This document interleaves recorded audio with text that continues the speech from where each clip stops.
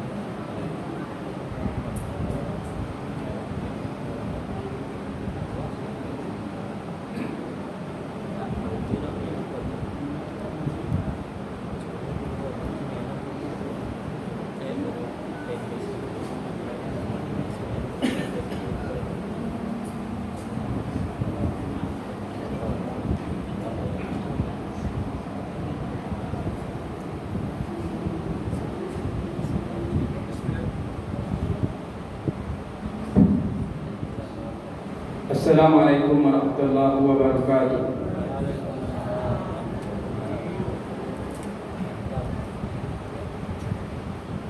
Alhamdulillahirabbil alamin wassalatu wassalamu ala asyrafil anbiya'i wal mursalin wa ala alihi wa sahbihi ajma'in. Mabadu, bapak-bapak, ibu-ibu, alim ulama, cerdik pandai, tokoh masyarakat nama Allah yang mulia.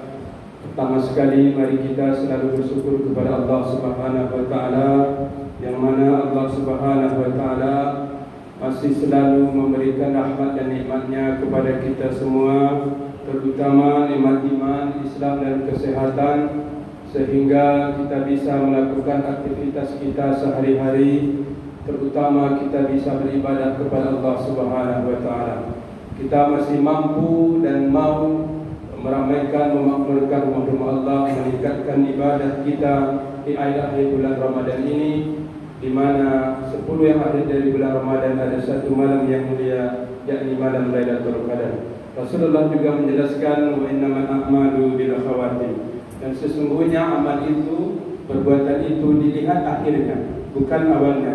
Sekiranya memang pada awal-awal Ramadan, pada pertengahan Ramadan, kita adalah orang-orang yang penuh semangat, penuh gairah, punya motivasi tinggi dalam beribadah kepada Allah Subhanahu wa taala, dalam beramal soleh, maka mengapa di akhir-akhir Ramadan ini barangkali sebagian kaum muslimin lebih banyak meninggalkan lalai dari beribadah kepada Allah Subhanahu wa taala. Banyak kaum muslimin yang sibuk menggapai malam Lailatul Qadar, tapi banyak pula yang sibuk dengan malam Lailatul Qadar. Salawat dan salam kepada Rasulullah sallallahu alaihi wasallam. Allahumma shalli ala Muhammad wa ala Muhammad. Mudah-mudahan kita bisa menjalankan ajaran sunnah Rasulullah sallallahu alaihi wasallam, dan insyaallah di akhirat kelak akan mendapatkan syafaat dari Rasulullah sallallahu alaihi wasallam. Amin ya rabbal alamin. Bapak Ibu tamu Allah yang mulia, pada malam hari ini judul yang ditetapkan oleh P2 Kabupaten Kuantan Singi adalah menjaga menjalin hubungan silaturahim dengan karib kerabat. Bapak Ibu tamu Allah yang mulia, silaturahim berasal dari dua kata silah dan rahim. Silah artinya menyambung, menjalin, sedangkan rahim artinya karib kerabat. Dalam makna lain diartikan sebagai rahim, tempat lahirnya atau rahimnya seorang wanita, di mana tempat lahirnya kita, asalnya kita dari rahim para ibu kita, para wanita yang ada di dunia. Bapak Ibu tamu Allah yang mulia, Imam An-Nawawi rahimahullah dalam kitabnya Syarah Sahih Muslim menjelaskan secara sederhana tentang makna silaturahim. Kata Imam An-Nawawi rahimahullah, wa amma silaturahimi fahiyal ihsanu ila aqaribi ala hasabi halil wasili wal mawsuli. Fataratan takunu bil mali, fataratan bil khidmati, wa taratan bil ziyarati was salami wa ghairi zalik. Kata Imam Nawawi rahimahullah menjelaskan tentang makna pengertian silaturahim dalam kitabnya Syarah Sahih Muslim. Adapun silaturahim, kalau kebanyakan kelaziman kita orang Indonesia menyebut dengan silaturahmi, tapi kata yang paling tepat sesungguhnya adalah silaturahim. Adapun silaturahim, kata Imam Nawawi, adalah berbuat baik kepada karib kerabat sesuai dengan keadaan orang yang hendak menghubungkan dan keadaan orang yang hendak dihubungkan. Terkadang berupa kebaikan dalam harta, terkadang dengan memberi bantuan tenaga, terkadang dengan mengunjunginya dengan memberi salam dan dengan cara yang lainnya. Bapak Ibu tamu Allah yang mulia, maka intinya silaturahim, menjalin atau menjaga, menghubungkan dari silaturahim adalah bagaimana kita menjalin, menjaga, menghubungkan kembali hubungan-hubungan kekerabatan, hubungan kekeluargaan, terutama dengan orang-orang yang barangkali sudah memutuskan hubungan silaturahim dengan kita. Namun para ulama memperluas makna silaturahim ini, tidak hanya menghubungkan tali kekeluargaan dengan orang yang memutuskan hubungan tali silaturahim dengan kita, tetapi dengan orang-orang yang barangkali sudah jarang kita temui, jarang kita kunjungi, dan kita mendatanginya dengan niat karena Allah dan menjalin hubungan silaturahim, maka ini sudah tergolong ke dalam menjaga silaturahim dalam makna syariat yang dijelaskan oleh Allah dan Rasulnya Muhammad sallallahu alaihi wasallam. Bapak Ibu tamu Allah yang mulia, karena Rasulullah sallallahu alaihi wasallam juga menjelaskan laisa wasilu bima kafi walakin wasilu alladzi idza qati'at rahimu wa salaha. Kata Rasulullah sallallahu alaihi wasallam, orang yang menyambung silaturahim bukanlah orang yang memenuhi kebutuhan atau menjaga hubungan dengan orang yang baik-baik dengannya, yang tidak ada persoalan silang sengketa masalah dengannya, tapi orang yang menyambung silaturahim berdasarkan hadis ini, apa kata Rasulullah? Melainkan orang yang menyambung hubungannya, yang menjalin hubungannya kembali ketika tali silaturahmi itu sempat terputus. Barangkali karena persoalan politik, karena persoalan perbedaan pandangan, pemahaman dalam perkara agama, dalam perkara-perkara sosial kemasyarakatan lainnya, dan kita rusak hubungan silaturahim kita, kemudian kita berusaha untuk memperbaikinya, untuk menjalin kembali, untuk menghubungkan kembali tadi silaturahim tadi sesama muslim. Inilah makna yang sesungguhnya menjalin silaturahim dengan kaum muslimin yang lainnya. Orang-orang yang berusaha memperbaiki hubungannya dengan orang-orang yang berusaha menjalin kembali hubungannya, komunikasinya dengan orang-orang yang barangkali membencinya, menjauhinya, memutuskan komunikasi persaudaraan hubungan dengannya, inilah orang yang sesungguhnya menjalin hubungan silaturahim dalam pandangan Rasulullah sallallahu alaihi wasallam. Mengapa? Karena sulit bagi seseorang yang dia dibenci oleh orang lain lalu dia mampu mengadakan islah perbaikan, menjalin hubungan silaturahim, kecuali bagi orang-orang yang memang menjaga, mengertikan agama Allah tabaraka wa taala. Bapak Ibu tamu Allah yang mulia, Allah juga mengatakan dalam surah An-Nisa ayat 36, A'udzu billahi minasyaitonir rajim, wa'budullaha wa la tusyriku bihi syai'a wa bil walidayni ihsanan wa dzil qurba wal yatama wal masakin wa jari qurba wa jari junubi wa sahibi bil khamr wa bin sabili wa ma malakat aymanukum innallaha la yuhibbu man kana mubtalan fakhura. Kata Allah tabaraka wa taala dalam surah An-Nisa ayat 36, dan hendaklah menyembah Allah dan jangan menyekutukannya dengan sesuatu apapun, termasuk ketika kita berada di rumah Allah tabaraka wa taala. Karena nanti ada di akhirat orang-orang yang kepalanya diganti dengan kepala babi, yakni orang-orang yang mengagungkan manusia, makhluk Allah, ketika berada di rumah Allah melebihi dari kodratnya. Karena Allah mengatakan, wa innal masajida lillah fala tad'u ma'allahi ahada. Dan sesungguhnya masjid itu hanya untuk Allah, maka janganlah kalian menyembahnya di samping kalian menyembah orang lain bersamanya. Berarti ketika kita mengagungkan, melebihkan makhluk Allah melebihi dari kodratnya, ketika dia datang berada di dalam masjid, sesungguhnya kita sudah menuhankan selain Allah tabaraka wa taala. Ketika kita mengkultuskan barangkali kiai, syekh, tuan guru dan lain sebagainya ketika dalam suatu acara di masjid, maka sungguh kita telah melanggar apa-apa yang dilarang oleh Allah tabaraka wa taala. Kemudian kata Allah, "Wala tusyriku bihi syai'an," dan jangan menyekutukan Allah dengan sesuatu apapun. Wa bil walidayni ihsana, dan berbuat baiklah kepada kedua orang tua kita. Sebagian ulama mufassir mengatakan ihsan ini maknanya adalah apa perbuatan baik yang kita kerjakan, yang kita baktikan kepada kedua orang tua kita, itu nanti yang kembali yang kita terima ketika kita menjadi orang tua bagi anak-anak kita. Ketika kita tidak mampu berbakti, berbuat ihsan, bil walidain sebaik mungkin kepada kedua orang tua kita, maka kemungkinan besar ini pula yang akan kita terima balasannya dari Allah tabaraka wa taala. Betapa banyak anak-anak yang melalaikan, yang kurang baktinya kepada kedua orang tua yang dia hidup, enak bahagia dengan istri dan anak-anaknya, dengan suaminya, lalu orang tuanya tak pernah dihiraukannya, serta kesendirian dengan segala kekurangannya, baik dengan kasih sayangnya, pertemuannya, menjalin hubungan silaturahim dengannya yang memang diwajibkan oleh Allah tabaraka wa taala. Karena itu mari kita doakan, mari kita jalin hubungan silaturahim kita lebih signifikan. Kalau bisa setiap hari, sekiranya orang tua kita berjauhan dengan kita, kita datangi orang tua kita. Kalau memang berhalangan, kita telepon mereka, tanyakan keadaan mereka, tanyakan kebutuhan mereka, tanyakan kesehatan mereka. Maka ini sudah pasti akan menyenangkan hati mereka. Ketika kedua orang tua kita mampu kita buat senang hatinya, maka yakinilah rahmat Allah akan turun kepada kita. Kata Allah tabaraka wa taala, kata Rasulullah sallallahu alaihi wasallam, ridal walidain wa sukhtullahi fi sukhtul walidain. Ridha Allah itu terletak kepada ridha kedua orang tua, dan murka Allah itu terletak kepada murka kedua orang tua. Bapak Ibu tamu Allah yang mulia, orang tua kita adalah pintu surga yang paling tengah, yang paling mudah, yang nyata diberikan oleh Allah di dunia ini. Jalan bagi kita untuk mudah masuk mendapatkan surga Allah tabaraka wa taala.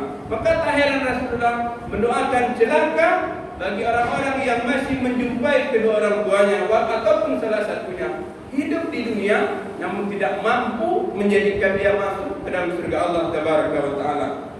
Banyak barangkali di antara sebagian kaum muslimin yang kurang menjalin hubungan silaturahim dengan ibunya, ibunya dengan ayahnya, dengan bapaknya, karena perseteruan dan karena persoalan yang bagaimanapun salahnya orang tua kita, selama bukan dalam mensekutukan Allah Tabaraka wa Ta'ala, selama dalam batas-batas yang masih dibenarkan oleh agama, kita tidak punya alasan apapun untuk membencinya, untuk memutuskan hubungan silaturahim dengan para kedua orang tua kita. Bahkan Nabi Ibrahim alaihissalam ketika ayahnya ada, sebagian mufassir mengatakan itu pamannya, tapi jumhur ulama mengatakan itu ayahnya, menyekutukan Allah Tabaraka wa Ta'ala. Lalu Nabi Ibrahim alaihissalam mendakwahinya, mengajak ke dalam agama Allah, tetapi ayahnya tidak mau, bahkan membenci dan mengusirnya. Dia tetap berbakti kepada kedua orang tuanya. Lalu ada anak Abu Bakar Siddiq radhiyallahu anhu, Asma binti Abu Bakar, yang ibunya dan kata istri Abu Bakar, Qutailah binti Abdul Uzza binti Uzza, adalah seorang musyrik.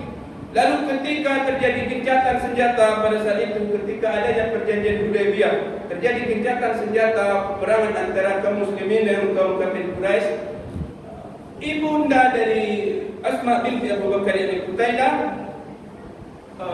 memiliki rasa kerinduan yang begitu mendalam kepada anaknya Asma binti Abu Bakar. Padahal dia tidak mengikuti agama Rasulullah SAW. Lalu dia datang dari Mekah ke Madinah untuk menemui putrinya Asma binti Abu Bakar. Ketika sampai di Madinah, Qutailah membawakan makanan kesukaan anaknya Asma.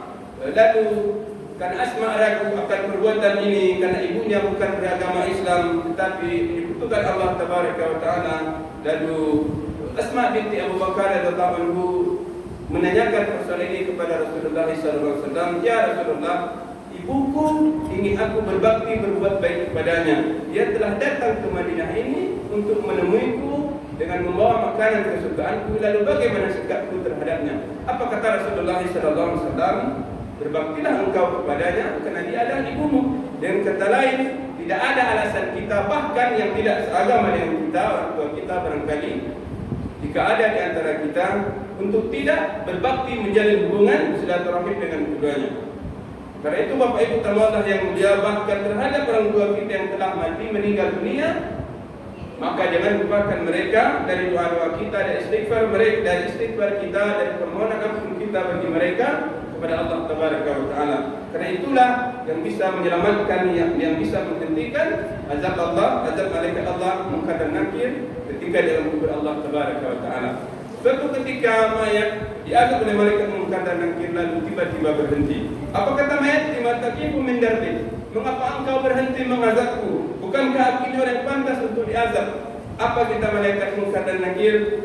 Kaifa adribuka wa la mustaghfara?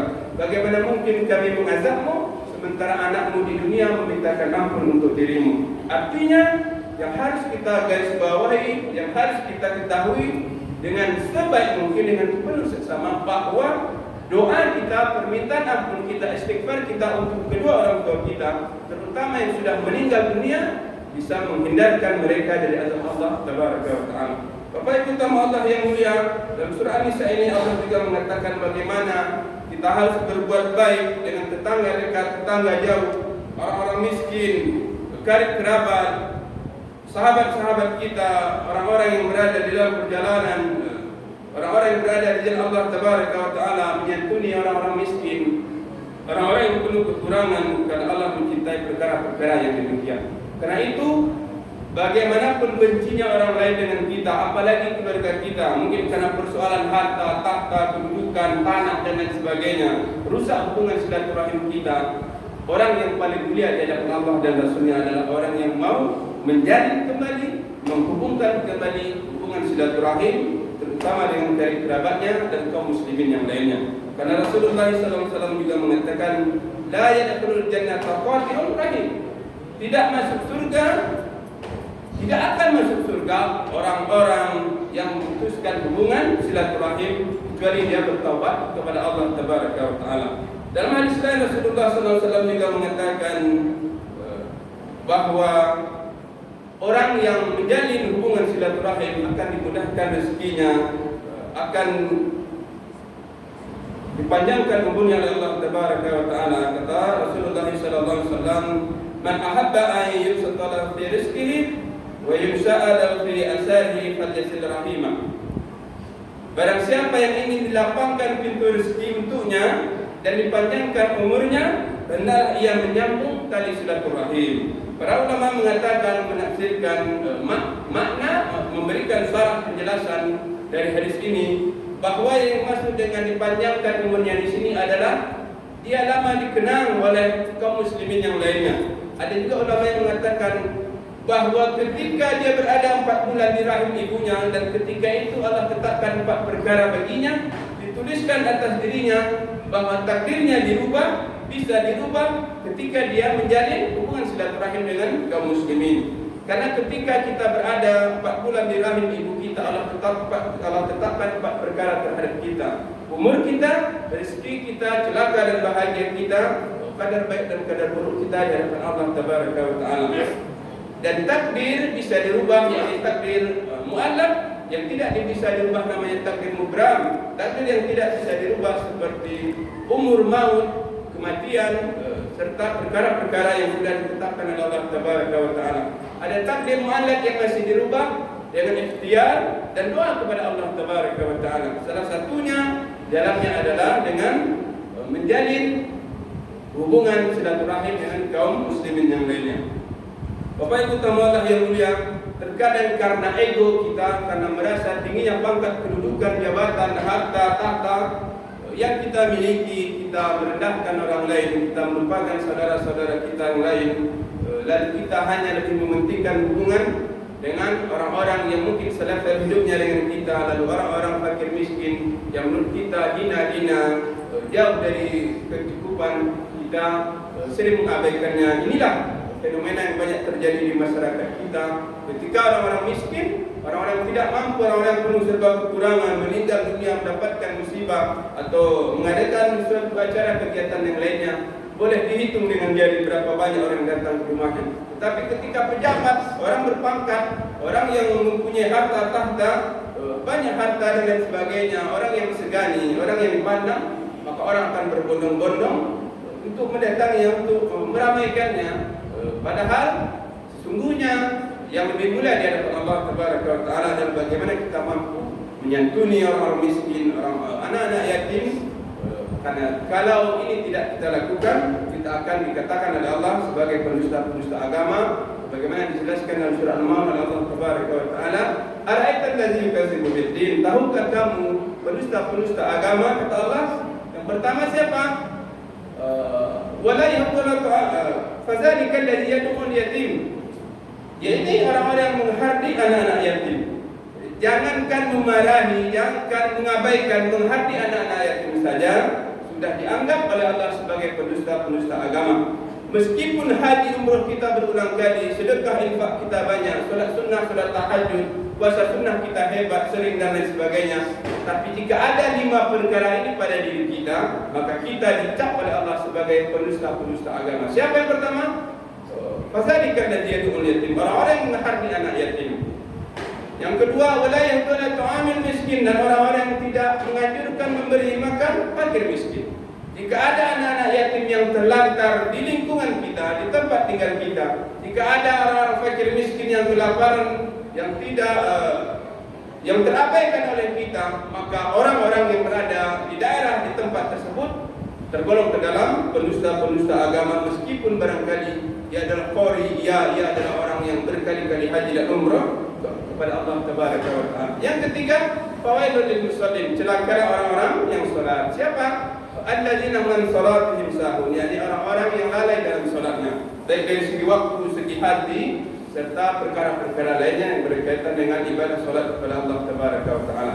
Yang keempat, alladzina yura'un, yakni orang-orang yang riya, yang berbuat, yang beramal soleh bukan karena Allah, tapi ingin penilaian dari manusia, ingin penilaian dari makhluk Allah Tabaraka wa Ta'ala. Ingin disebut sebagai orang yang qori, orang yang dermawan, orang yang penceramah yang hebat, orang yang dipandang, orang yang rajin bersedekah, orang yang rajin salat sunnah, puasa sunnah dan lain sebagainya. Ketika ini menjadi tujuan ibadahnya, maka dia tergolong ke dalam pendusta-pendusta agama. Dan yang kelima adalah wa yamna'un al-ma'un, orang-orang yang tidak mau meminjamkan barang-barang yang berguna.